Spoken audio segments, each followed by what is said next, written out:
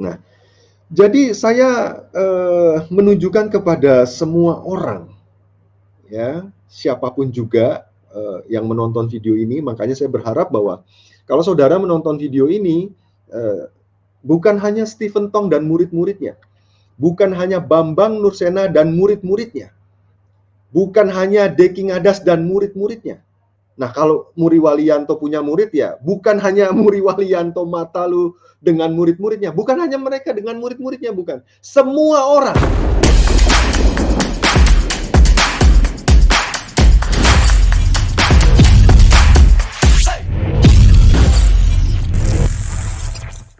Ya, Shalom Aleichem semuanya, selamat pagi.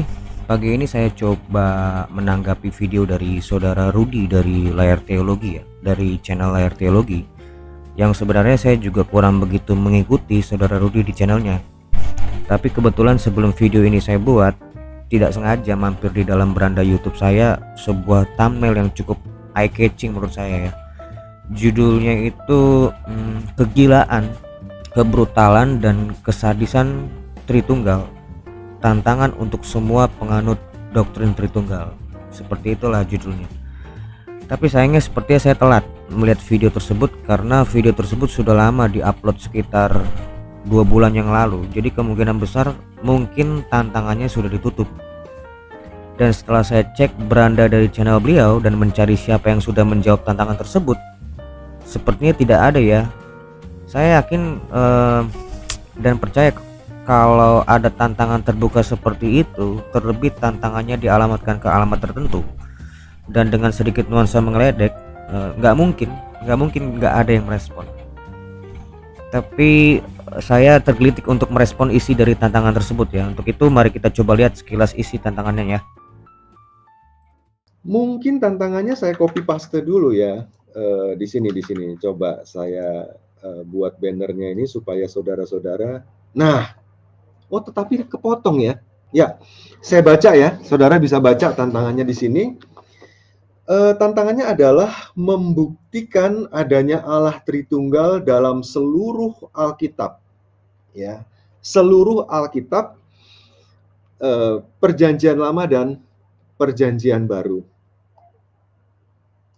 Dan menentukan setiap sebutan Allah atau Tuhan, baik huruf besar maupun huruf kecil, Elohim atau Yahweh dan turunannya, itu diperuntukkan bagi Allah Bapa, Allah Anak, atau Allah Roh Kudus. Jadi kalau ada kata Allah ya di dalam Alkitab, itu coba saudara tentukan, itu Allah Bapa, Allah Anak, atau Allah Roh Kudus. Ya, jadi tidak ada sistem comot-comot, oh cuman beberapa ayat yang saudara karang-karang sendiri atau yang memang sudah jadi bahan ya, bahan untuk perdebatan. Oh cuman beberapa ayat ini saja ya, kemudian diperdebatkan. Tidak, saya tidak mau demikian. Ya seluruh ayat.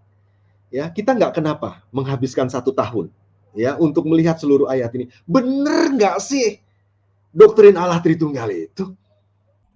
Jadi beliau menantang pertama membuktikan adanya Allah Tritunggal dalam seluruh Alkitab Perjanjian Lama dan Perjanjian Baru. Yang kedua, menentukan setiap sebutan Allah pada Tuhan itu diperuntukkan untuk Allah Bapa, Allah Anak, atau Allah Roh Kudus. Jadi tidak ada sistem comot. Nah, seperti itulah kira-kira tantangannya ya. Saya tanggapin tantangan pertama. Beliau minta Allah Tritunggal dalam seluruh Alkitab PL dan PB. Tanggapan saya, seluruh kata Tuhan yang merujuk pada keilahian itu adalah Tritunggal. Jadi ini berkaitan dengan pertanyaan yang kedua. Pertanyaan kedua, beliau meminta untuk menentukan yang berfirman itu Allah Bapa, Allah Anak, atau Allah Roh Kudus sih. Nah, ini sebenarnya di dalam kekristenan timur tidak ada istilah Allah Bapa, Allah Anak, atau Allah Roh Kudus ya. Kami menyebutnya Allah Bapa, Putra, dan Roh Kudus. Tapi it's okay, saya anggap ini kita sama paham lah ya. Terkait dengan jawaban singkatnya begini. Ketiganya adalah satu. 1 Yohanes 5 ayat 7. Urayanya seperti ini. Pada saat Bapa berfirman, tentu dengan firman-Nya atau anaknya dan dengan rohnya atau Roh Kudus. Permintaan saudara Rudi dengan meminta agar si tertantang menentukan itu Allah Bapa atau Allah Anak atau Allah Roh Kudus menandakan bahwa beliau jauh dari kata tahu tentang apa itu Trinitas. Saya bisa menjelaskan kepada yang bersangkutan kurang dari 1 menit plus ayatnya dengan singkat dan padat, tapi saya harus perbaiki dulu pola pikir beliau.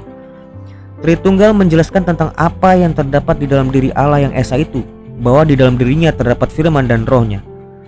Pertanyaan saudara Rudi yang meminta si tertantang untuk menentukan siapa yang berfirman antara ketiga itu sama halnya saat saya bertanya pada saudara Rudi, pada saat Anda bernyanyi, yang nyanyi itu Rudi, suaranya Rudi atau rohnya?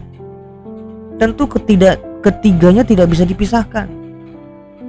Saya bukan hendak menyamakan Allah dengan manusia karena satunya saya, logosnya saya, dan roh saya pun berbeda dengan satunya Allah, firman dan rohnya. Itu hanya sekedar cara untuk memberi gambaran sebetapa awamnya pertanyaan dari beliau.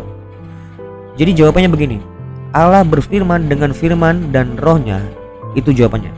Saya siap untuk berdebat dengan saudara Rudi dan harus berdebat, bukan interview ya. Saya sepertinya melihat nuansa yang mau ditawarkan saudara Rudi ini bentuk interview, kita menjawab. Enggak seperti itu. Saya siapnya berdebat. Sekian dari saya, terima kasih buat semuanya. Demikian tanggapan singkat dari saya terkait video dari saudara Rudi. Kemuliaan bagi Sang Bapa, Sang Putra, serta Sang Roh Kudus sekarang dan selalu serta sepanjang abad. Amin.